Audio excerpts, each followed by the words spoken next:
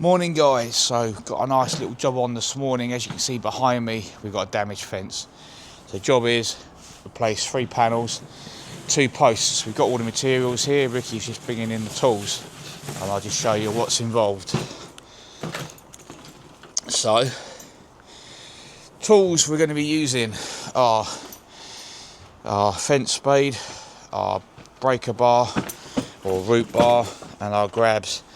So first panel got to come out is that one, followed by those 2 there. That one's not actually in that bad a nick, but it is now twisted and bowed. So we've got that post to come out and this post to come out. Pretty straightforward job. The only problem we do have is we've got this decking. Now we actually did this decking about 2 years ago now. Some of you may remember it.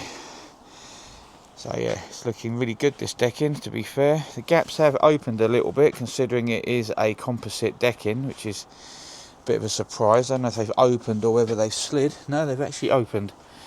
So it just goes to show you even composite decking will shrink over time, which is a bit of a shock. Obviously the neighbour has done some sort of secondary fencing behind, as you can see. It's not as much as we thought, to be fair. It's not that bad. It's a bit of rubbish to clear out.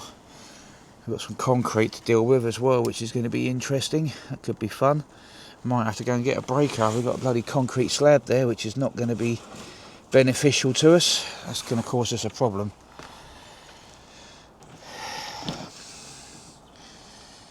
Should have known it ain't going to be straightforward. So anyway, I'm just going to get these panels down and then we can get a better idea of what we're dealing with. Stay tuned. Yep, and our fears have been realised. So this is show you what we're dealing with. So this post here, the neighbours put all this decking in, and what they've done is they've just laid these slabs down, and their whole decking is sitting on slabs, and that is dead centre of a post. And to top it all off, we fitted this decking years ago, and that's a metal support that's drilled through the joist and goes into concrete as well. So not only have I got to break that out, I've also got to try and break that out without undermining that too much. So that's probably our hardest one, to be fair. This one here, even though they've got this shed base down, to be fair, hasn't been too bad. You managed to break some of it out, but we're having to work around the decking. So we are going to go off and we're going to get my big ground breaker. My big ground breaker's got a really long spike which we can get down and break the postcrete out. Luckily it is postcrete, not concrete. If it was concrete it'd be a damn sight harder. Concrete is a lot harder stuff than postcrete is. Postcrete's quite soft even after a few years of setting. So we're going to go do a rubbish run. We're going to break up what's already here, smash that up, go off, get my ground breaker, get rid of some of the rubbish, and then we're going to come back and have another go at it. But what's supposed to be a fairly straightforward day is turning out to be a bit more complicated, but they're never straightforward, these things. As you can see, we've had to lift some of the decking up to make it so we can get to it, but luckily we can soon get back on this, and while we're at it we're going to re-level and push some of this decking back in. You can see there how out of line it is. So we're trying to straighten some of the decking up while we're at it at the same time. Close some of these big gaps up where they've moved, because these are screwed down by these little clips, and if you can see that, there's a little clip there. So by loosening them off we should be able to just knock these in and get some of the gaps closed up a bit, leave a nice tidy job. But anyway, we must do what we must do. I had a feeling this was going to be bad when the customer sent me the photographs initially, but you're never fully prepared for this stuff. I was actually kicking myself this morning that I hadn't loaded the big breaker up. But we've hit 4K, guys. So that's a big landmark for us. We've hit the 4K mark. So we're just waiting for a few more little things to fall into place, and then we can look at doing our giveaway. So stay tuned for more information on that, and we will see you when we get back from mine with the breaker. We'll see you in a bit. So we've just had a chat with the client and come up with a better solution. He's not overly fussed about having panels here, and as you can see behind me, they've got the Arris rail and feather edge fencing, and they've got it on both sides, and they're 3 metre lengths, not 2.4. So what we can effectively do, we can jump the original post holes, so we can break them down ground level and jump them and dig a new hole, which is going to be a lot easier to do than trying to dig out these old posts and put new ones in. So that being said, a new game plan. We're going to use the posts we've got, and we're going to go off and get 6 lengths of 3-metre Arris rail and some new kickboard or gravel boards. We can put new gravel boards in, one new post in, because that's all it probably need. Might need 2, we'll figure that out. And a load of feather edge, and we'll just Arris rail it, feather edge it. So much quicker, so much easier, and probably cost effective as well with the actual amount of work involved. So stay tuned, see you in a bit. Okay guys, we are back from the suppliers. We picked up pretty much everything we're going to need. So what we've bought is, got 2 lengths of 3-metre gravel board, 6 lengths of Arris rail. Now Arris rail, for those of you that don't know, is basically triangular lengths of timber like so. We've got 6 of those. We only need 1 of the posts, not a major issue. And we're probably only going to need 2, maybe 3 bags of postcrete tops. We've also got 60 lengths of our feather edge.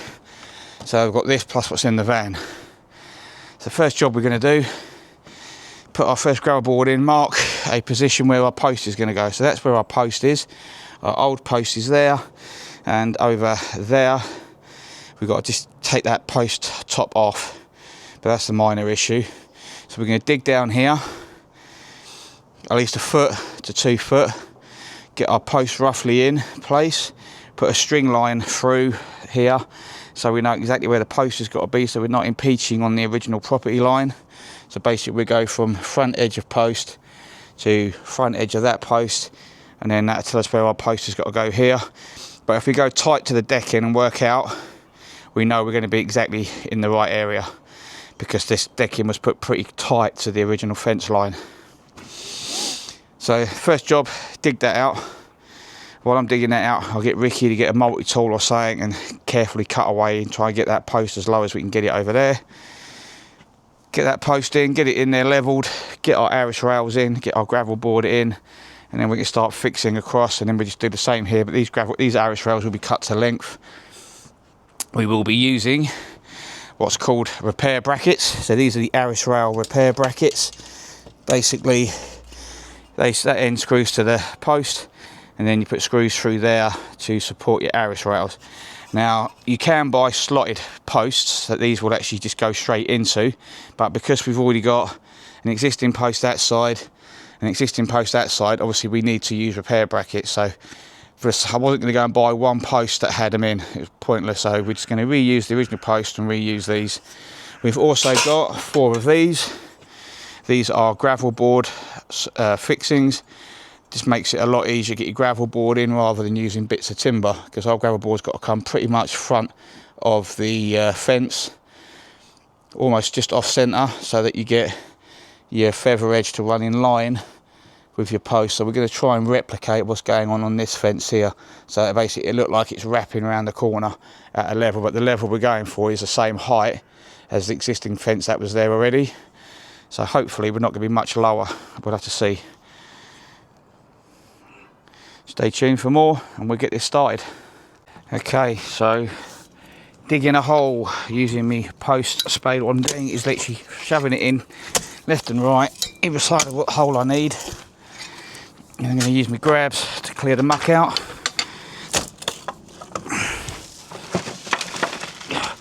So I get it high enough to get it in the bin. Quite awkward here between the fence that the neighbours put up and the decking, but we will get it. Basically we're just going to persevere until we're deep enough.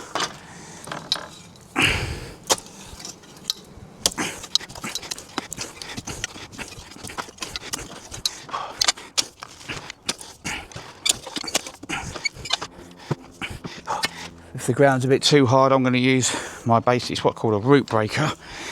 I'm just going to, it's a bit heavier, smaller head on it, so it gets in the ground that little bit easier, helps to break it up.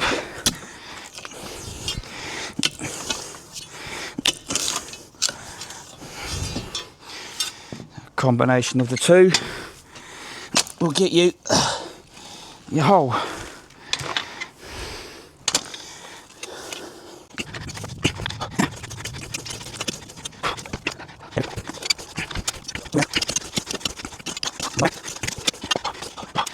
Okay guys, so we dug this hole that we were digging, but then we were looking at the post that was left behind, which is this one here, and realised that it had actually snapped quite low down. It's actually snapped there.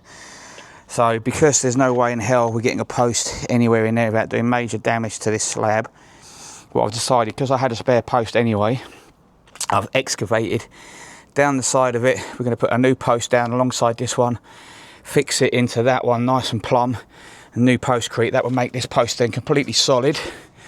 And then we've got that one in the ground already.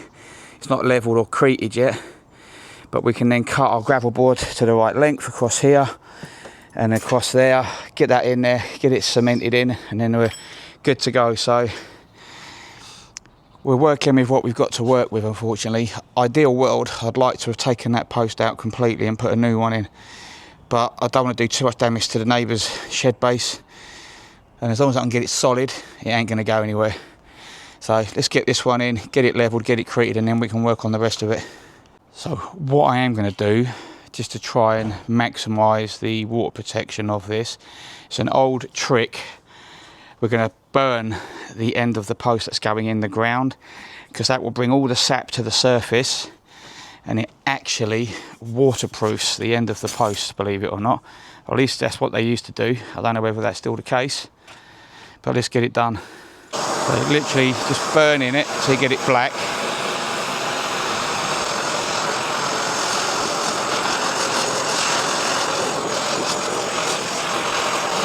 Now do that to all four sides, make sure we get a nice even burnt surface. We've got that nicely browned off around the bottom, so we're going to put that in the hole. We're going to screw it to that old post, and then we will level it and put new postcrete in the hole. Here we go. So we've used some 200mm exterior grade Torx screws. We've got 4 of them in there. That's now postcreted and put back together. So now we can run our gravel boards through, get them cut to length, get them fixed in place. Happy days. We're moving along. That's all that matters. Right, things are looking nice now. We're ready to start feather edging basically. So that post is in, completely completely screwed in, postcreted. We've doubled up the gravel boards, as you can see, and we've put a centre support in so that they don't bow. That's been brought flush to the front, and the Arris rails are set 10mm back so that our feather edge will run dead in line all the way through. So what we've got to do now is start throwing our feather edge on. And the first one you're going to do with these, obviously feather edge is feather for a reason, because as you can see it goes thick to thin.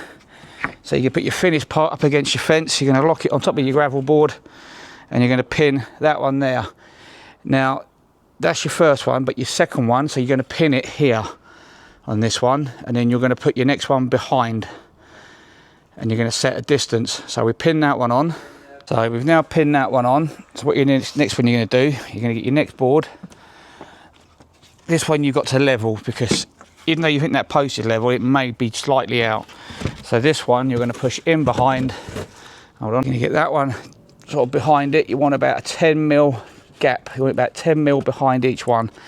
So get it roughly in place, put a level on that one, and when you're happy you'll put another pin there, and then you'll work your way back. You can start from the other end, but it's a lot harder to get them to slide in. When you do it this way, you're pushing in behind, it's a lot easier. So with this one, like I said, you want to make sure that it's level. So you're going to put your 6-foot level on, you're going to give it a tap, get it level, or plumb as some like to say, and you're going to nail it. Making you go dead centre of your Arris rail so your nails don't come through the other side.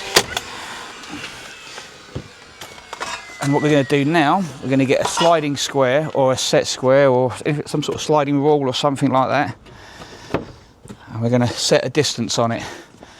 And you do this So that's the sort of distance we want to keep it at. So set that up, and we can just push that one in. That one's about right. Don't need to worry about the middle one, and then you can nail it. Make sure you go in the centre.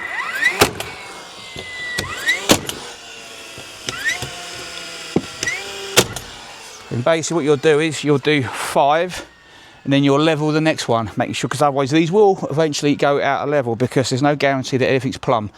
So you do 5, do your next one dead level, do another 5, make sure it's level, another 5, make sure it's level, and just do that all the way along, and then we'll cut that post to the same height, whatever that post is over there when we're done. So let's get that bit done. Now then, almost finished. Ricky finished off the feather edge on that left hand side, and we've just finished putting the framework in on the right hand side. And there we go, look at that, it's all looking lovely. Our gravel boards are all running through nice and plumb and level. So we're just going to feather edge this side, and that's it, done. Good tidy up, and that's another job done. I'll show you the end result, stay tuned. And there we go guys, all finished, all washed down, all cleaned, all looking lovely.